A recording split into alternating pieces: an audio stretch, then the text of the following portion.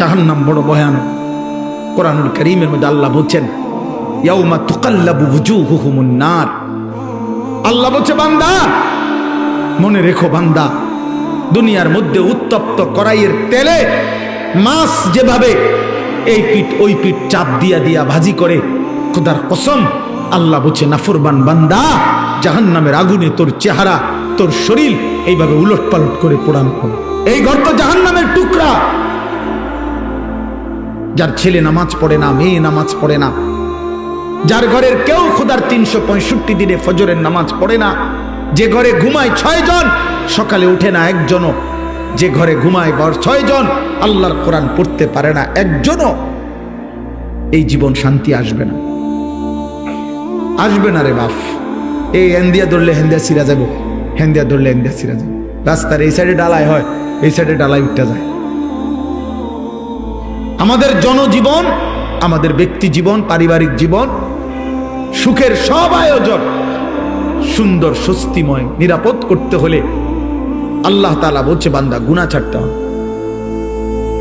পাপ ছেড়ে দিতে হবে। গুনাহ আমরা জানি, গুনাহ ছেড়ে দিতে হবে। নবী সাল্লাল্লাহু আলাইহি ওয়াসাল্লাম বলছেন ওয়া ইন্নাল ফুজুরা ইয়াহদি ইলান নার। আল্লাহর নবী বলছেন উম্মত প্রত্যেকটা গুনাহ তোমাদেরকে জাহান্নামের দিকেই টেনে নিয়ে যাবে। গুনার শেষ ঠিকানা জাহান্নাম। প্রতিটা গুনার ওই পিঠে আগুন আছে।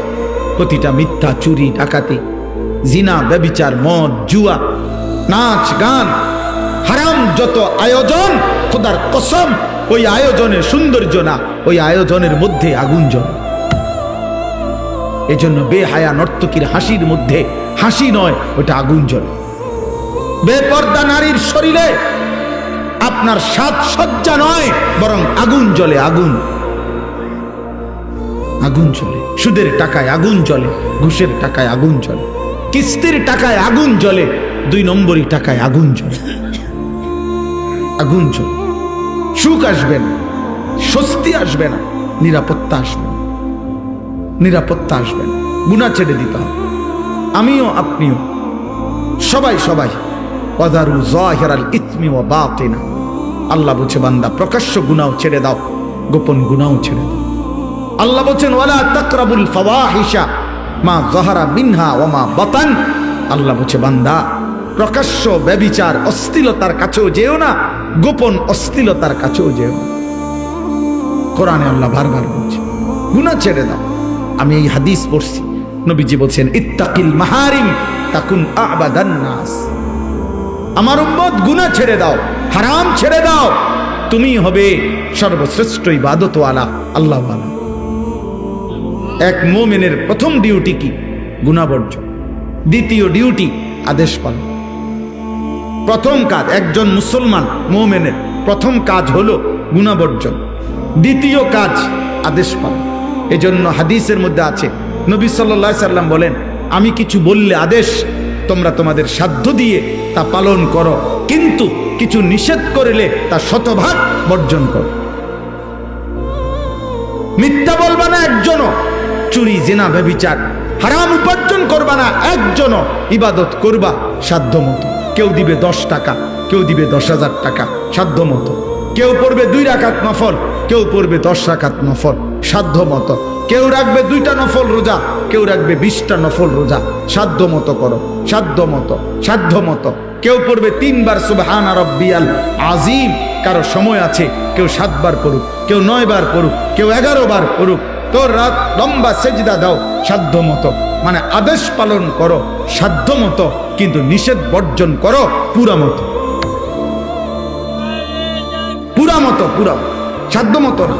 মিথ্যা বলা, চুরি করা, জিনা করা, ব্যভিচার করা, মদ খাওয়া, জুয়া খেলা, ওজনে কম দেওয়া, ধোকাবাজি, বেহায়াপনা, বেপরদিগি, আব্বা 50-50 কোনো অনুমতি নেই, কোনো অনুমতি নেই। আমার জন্য নাই, আপনার জন্য নাই। গুনাহ শতভাগ ছেড়ে দিতে হবে। এটাই মুমিনের জীবন। আমাদের প্রথম ডিউটি, আমরা মুসলমান, আমাদের প্রথম দায়িত্ব তাকওয়া। তাকওয়ার প্রথম অর্থ গুনাহ বর্জন, এর পরের দ্বিতীয় অর্থ হলো আদেশ পালন। আপনারে আমি উদাহরণ দেই, তাহলে আরো সহজে বুঝবেন। একজন ব্যক্তির নামাজের ওয়াক্ত হইছে, কথা বুঝেন, এখন তার উপরে নামাজ পড়বে সে, কিন্তু তার এই কোমর থেকে নিয়ে আপনার এই হাঁটু পর্যন্ত, নাভি থেকে হাঁটু পর্যন্ত সতর ঢাকা, এটা হলো ফরজ। সতর ঢাকাটা কি? মনে করেন এটা খোলা, এটা খোলা, এটা খোলা রাখা, এটা হলো গুনাহ। আর নামাজ পড়া এটা হলো নেকি। এখন এই দুইটা মুখোমুখি, অর্থাৎ তার সতর খোলা আবার তার নামাজের ওয়াক্ত। তাহলে এখন আগে তার দায়িত্ব কি? এই আগে হলো এই তোমার যে সতর খোলার গুনাহ হচ্ছে, এটা আগে, এটা আগে কি করো? ঢাকো, ঠিক করো, এরপরে আদেশ করো। এই জন্য নামাজের আগের ফরজ হইল, বাহিরের ফরজ হইল সতর ঢাকা। সতর ঢাকা, গুনাহ আগে বর্জন করো, এরপরে আদেশ পালন করো। আগে ঝংকার সরাও, এরপরে রং লাগাও। আগে কুত্তা সরাও, এরপরে ভিক্ষা দাও। আগে ক্ষতি সরাও, আগে গুনাহ বর্জন করো। গুনাহ, গুনাহ।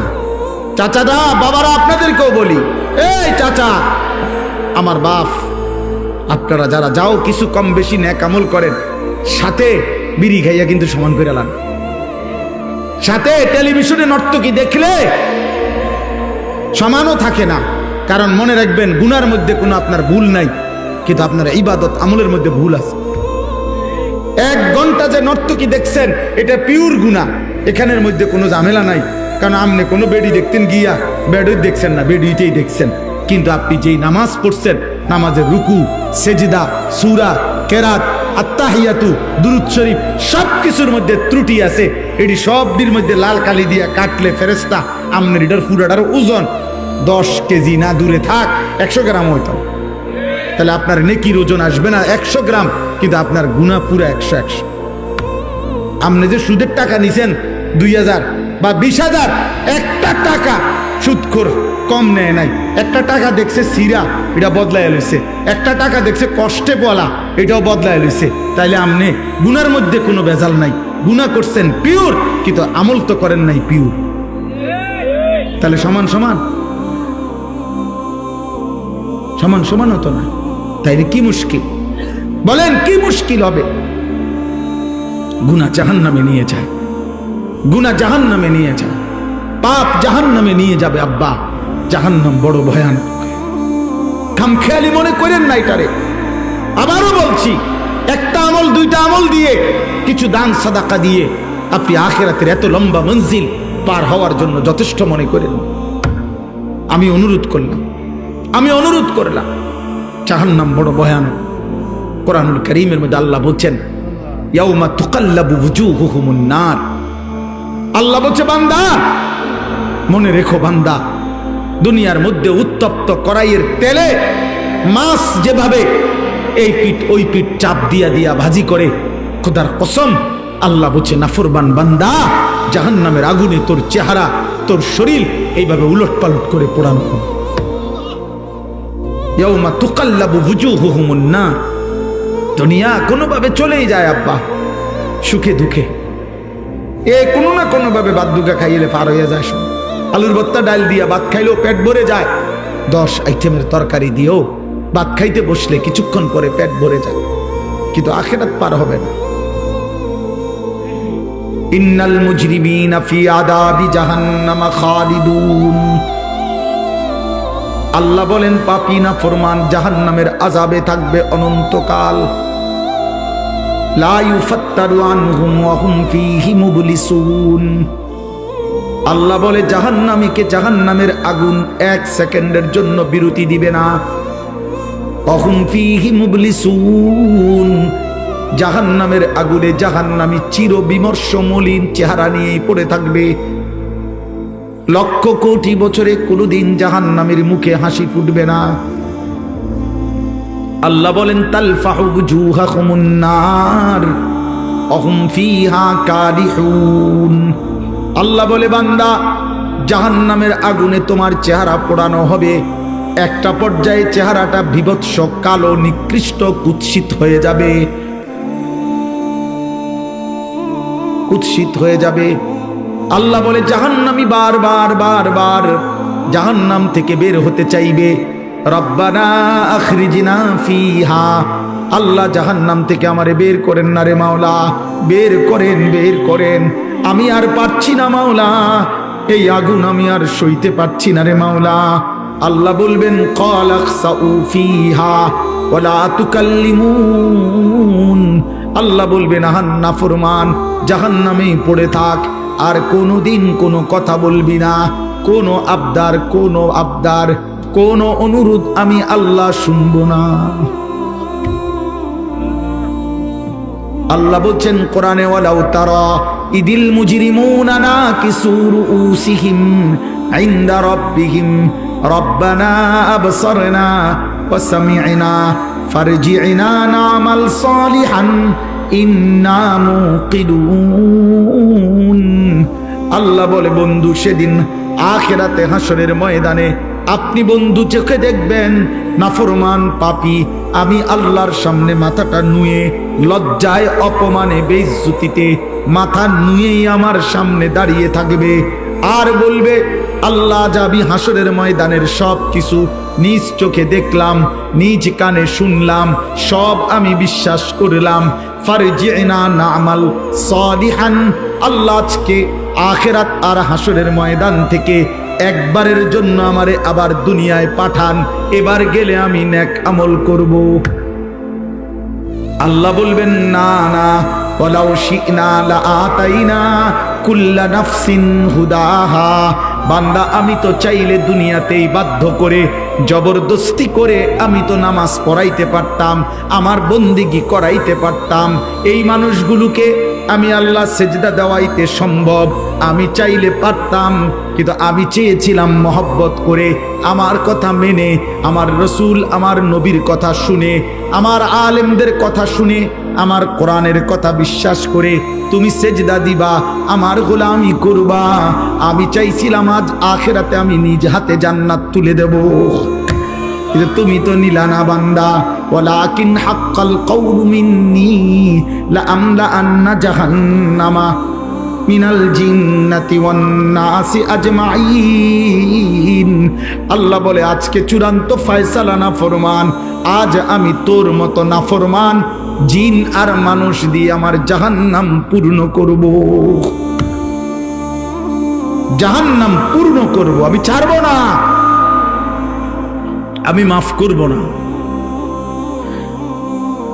আজ আমি মাফ করব না রে বান্দা, আজ আমি বিচার করব। জন্য আবারও বলছি আব্বা, আবারও বলছি, সুপারিশ মানে নবীর ফয়সালা না, আল্লাহর হাতে ফয়সালা। নবী সাল্লাল্লাহু আলাইহি সাল্লাম চাইবেন এবং নবীকে আল্লাহ খুশি করবেন, সব ঠিক আছে, সব ঠিক আছে, কিন্তু নবীজির সুপারিশের পরেও যাদেরকে আল্লাহ জাহান্নাম দিবেন সে যদি আমি হই, কথা বলেন না কেন? নবীজির হাতে রাসূলুল্লাহ সাল্লাল্লাহু আলাইহি সাল্লামের 23 বছরের জামানায় নবীজির হাতে কালেমা পড়ছে অগণিত লোক, এটা ঠিক কিনা? ওনার হাতে কালেমা পড়ে নাই, এটা ঠিক কিনা? তো ওরা পড়লো না কেন? কথা বলেন না কেন? আবু তালেব, আরে ভাইয়া আবু তালেবের জন্য কি করছে নবীজি? কি আহাজারি রোনাজারি করছে, মৃত্যুর পূর্ব মুহূর্ত পর্যন্ত চোখের পানি ফেলছে, মৃত্যুর পরে কোরআন শরীফের সূরা তাওবার মধ্যে আছে আবু তালেবের মৃত্যুর পরেও নবী আবার আল্লাহর কাছে হাত তুলে বলছে আল্লাহ আমার চাচাটারে মাফ করে দেন, আমার চাচা জাহান্নামের আগুনে জ্বলবে, আল্লাহ আমি এটা মাইনা নিতে পারি না। আসমানওয়ালা আল্লাহ কোরআনের আয়াত নাজিল করছে, বন্ধু হাত নামান, আমি মাফ করব না, নামান হাত নামান, খোদার কসম এটা কোরআন শরীফের আয়াত, হাত নামান, আমি মাফ করব না রে বন্ধু। কার হাত নামাইছে? কার হাত বুঝছেন? কার হাত? আপনি বুঝছেন উনি কেডা? আপনি বুঝেন উনি কে? আল্লাহর কি হয় জানেন? কলজাটা, কলজা, ওই মালিকের কলজার টুকরা এটা, তিনি মাহবুব, তিনি হাবিব, এই কায়নাতে এর চাইতে প্রিয় ওনার কে? তো তার হাত নামাই দিছে বেটা, ওনার হাত নামাই দিছে, নামান আপনি হাত নামান। আপনি কে, আমি কি? বেশি খামখেয়ালি মনে করেন আপনার। ইব্রাহিম আলাইহিস সালাম কোরআন শরীফে আছে, ইব্রাহিম আলাইহিস সালাম ওনার আব্বা আজরকে জাহান্নাম থেকে বাঁচাবার জন্য কত লক্ষবার যে কাকুতি মিনতি করছে কোরআনের মধ্যে আছে। শত শতবার ইয়া আবাতি ইয়া আবাতি ইয়া আবাতি ইয়া আবাতি কোরআন শরীফে আছে। আব্বা, এই আব্বা, এই আব্বা, আব্বা আপনি ইমান আনেন, ওই বাপ ইমান আনেন, বাপ ইমান আনেন, ইমান আনেন, ইমান আনেন। আপনার জাহান্নামের আযাব ধরে ফেলবে রে আব্বা, আপনি শয়তানের গোলামি করেন না রে আব্বা। এইভাবে বলছেন। আসমানওয়ালা বলছে, ইব্রাহিম খলিল হইতে পারো তুমি আমার, আমি তোমার বাপের হেদায়েত দেব না। তোমার হাতে বহু লোকের কালেমা পড়ছে, কিন্তু এটাও আমার ইচ্ছা, আর ওরে আমি হেদায়েত দেব না, এটাও আমার ইচ্ছা। তো যেই ইব্রাহিমের হাতে তার পিতা কালেমা পড়ল না, আবার সেই ইব্রাহিমের মাত্র 12 বছরের ছেলে ইসমাইল ওরে যখন আল্লাহর কথা বলছে, স্বপ্নে দেখছি তোমারে জবাই করতেছি, তুমি কি কও বলো বাবা। সন্তান বলতেছে, আব্বা আমি আমার মালিকের ফয়সালায় রাজি আছি। তাইলে 12 বছর বয়সের ছেলেটাকে আল্লাহ চিনাইলো কে, আর 60 বছরের বাবাকে আল্লাহ চিনাইলো নাকি? সব কার ফয়সালা? আবারও বলছি, খামখেয়ালি করবেন না, খামখেয়ালি করেন না। একজন মুসলমান আখেরাত, আখেরাত গুনাহ থেকে বাঁচেন, গুনাহ থেকে বাঁচেন।